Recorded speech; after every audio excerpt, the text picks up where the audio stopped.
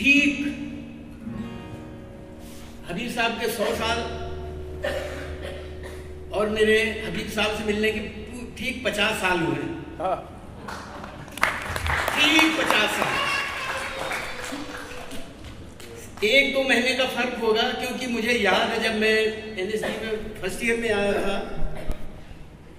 1974 में, तब ये 24 चल रहा। देखिए मैं गलत तो नहीं है, क्योंकि 50 साल हो गए ना जी। बिल्कुल।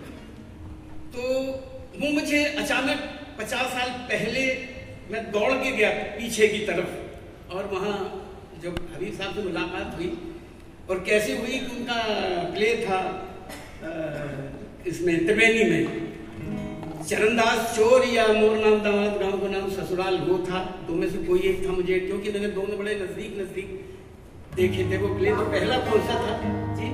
गांव का नाम ससुराल। बाद में हाँ बाद में था जी। तो ये था।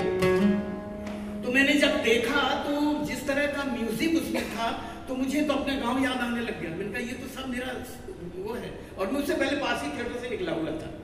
तो पारसी थिएटर में उस्ताद झंडू खां के लैला मजनू, शीरी फरार, नाक का नशा, देही दरबार, इस तरह का, और वहाँ का जो म्यूजिक था बिल्कुल फर्क था। अचानक हबीब साहब का जब मैंने थिएटर देखा तो मेरे तो ये है कि समझ नहीं आया कि मैं कैसे इसको वो करूँ, एप्रिशिएट करूँ। मेरी समझ नहीं, मेरे को ऐसा लगा कि मेरी आत्मा का म्यूजिक है ये। तो मैंने जो उन दिनों उनके मैनेजर थे विनोद वर्मा, वो मेरे अच्छे दोस्त थे, वो NSD आते रहते। तो वो उनसे मैंने कहा कि भैया मुझे मिलवा दो हबीब साहब से। तो देखिए कैसा चाह को राह। तो आगरा बाजार चल रहा था, उसकी शूटिंग, और 3 मूर्ति वहीं रहते थे। वो 95 वो तो जो सरकारी जो मिला हुआ, तो उसमें सारी पूरी टीम उनकी वहाँ थी। ये लालू राम जी, मदन लाल जी, और फिदा भाई, और माला भाई, सारे लोग बड़े धुरंधर लोग थे। तो मैं विनोद के साथ वहाँ गया, पहुँचा वहाँ। तो हबीब साहब को देखा बैठा, वो किसी वो वजह से नाराज थे, तो सब पे खफा थे। तो कुछ वो उससे मैं डांट रहे थे। हम जाके वहाँ बैठ गए, उन्होंने थोड़ा सा हेलो सा इशारा किया, मैं बैठ गया वहीं पे, और वो डांट के फिर उनसे रिहर्सल करवाते रहे। उस दिन उन्होंने कोई बात ही नहीं की मुझसे। मैंने कहा यार मारे गए, इन्होंने तो कोई बात ही नहीं, अब क्या होगा। तो फिर जब सब खत्म हो गया तो तकरीबन 10-11 के आसपास का टाइम होगा, वहां से निकले, फारिग हुए, और फिर चले गए। तब भी उन्होंने कुछ नहीं कहा। तो कहने लगे कि अच्छा सुनो, कल आना। दूसरे दिन फिर मैं पहुंच गया, और उम्मीद नहीं थी कि ये बात करेंगे, क्योंकि वो मैंने देख लिया तो उनका बड़ा थोड़ा नाराज से थे, पता नहीं वजह क्या थी। खैर जी मैं पहुंचा दूसरे दिन। तो आते ही उन्होंने कहा कि रघुवीर बैठो यार, चलो बैठो। क्या? तो मैं बैठ गया। तो कहने लगी कि क्या करोगी यहाँ, कोई एक्टर और उसकी, तो तुम तो NSD में हो ना? मैंने कहा जी हाँ।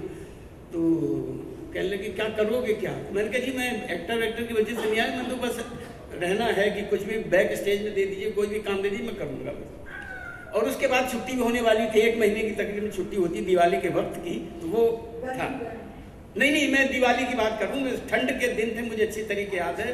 क्योंकि हम जब हरियाणा टूर पे गए थे तो हम जाते थे ट्रक में लद के, तो रजाइयाँ लेके जाते, मुझे ठंड अच्छे से याद है। तो वो उन्होंने कहा कि ठीक है, मैंने कहने लगे ठीक है। तो फिर मैंने उनका सेट वेट बना रहा था वैसे ही, और वहाँ उनके साथ रिहर्सल में बैठा रहता था। फिर गाने की बात हुई तो मैंने गाना सुना दिया उनको। गाना सुनाया तो कुछ वही पारसी थिएटर का कोई गाना सुना दिया। तो उन्होंने कहने लगे क्यों, कोई फोक और वो नहीं आता? तो मुझे फोक का मतलब ही नहीं मालूम था, फोक होता क्या है। तो फिर कहने लगे लोकगीत, तो वो भी उसका भी मतलब नहीं मालूम था। मैं तो बिल्कुल बज्जर देहाती आदमी, बैलगाड़ी में चलाया करता था, कुछ मालूम नहीं था फोक क्या होता। और अंग्रेजी तो बिल्कुल गायब थी मेरे जहन से।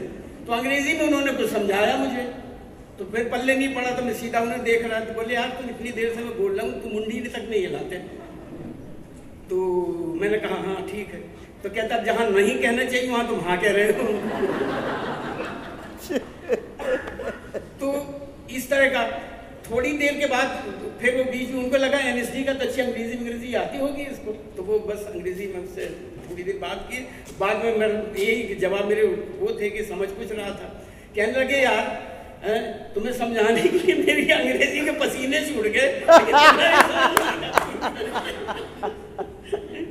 खैर जी वो हुआ, फिर उनसे बड़ा बहुत मज़ेदार बातें होती रहती थी। तो उन्होंने फिर मुझे याद आया कि जब उन्होंने फोक का और उसका लोकगीतों को मतलब समझाया तो मुझे याद आया कि बचपन में बैलगाड़ियों पे हम मेला देखने, संक्रांति का मेला देखने जाया करते थे। तो वो तो हाँ लमटेरा कहते हैं कि लमटेरा लंबी टेर, वो और बैलगाड़ियों पे कुछ 15, 20, 25 बैलगाड़ियों के झुंड, एक काफिला पूरा निकलता था और उसमें रात को गाते हुए निकलते थे। तो अब हम वहीं से शुरुआत करते हैं। क्या बात, वाह।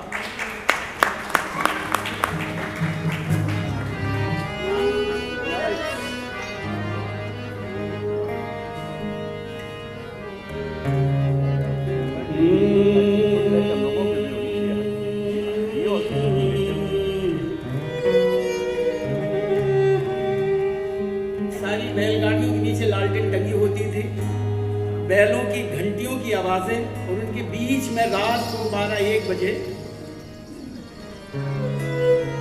गाने होते रहते थे।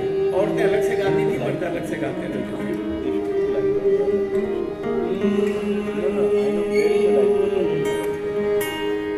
दरस की तो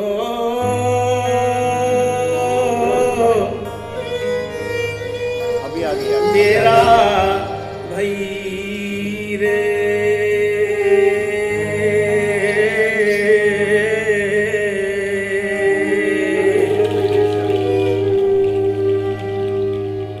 मेरा भाई रे, पट खोलो छवि